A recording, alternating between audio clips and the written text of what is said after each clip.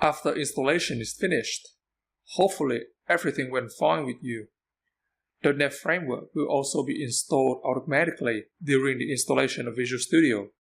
.NET Framework is an integral part of many Windows apps, including Visual Studios, and provides a large set of libraries that can be used by Visual Studio.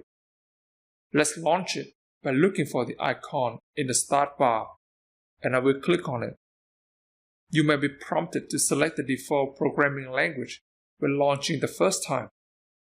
We will select C# obviously, and Visual Studio will set up the environment for you for first-time use. You won't see this option in the video, because this is not the first time I install Visual Studio on my local machine. First time the application runs may take a while. Next time, we should be relatively quick to start the application. You will then see a start page that shows recent projects and some shortcut links along with the Developer News tab. If that is the case, then congratulations! You have successfully installed Visual Studio 2017 Community. One last thing before we finish this topic.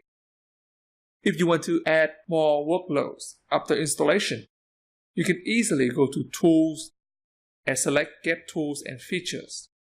This will open the same workloads windows during installation and will allow you to modify components in your Visual Studio.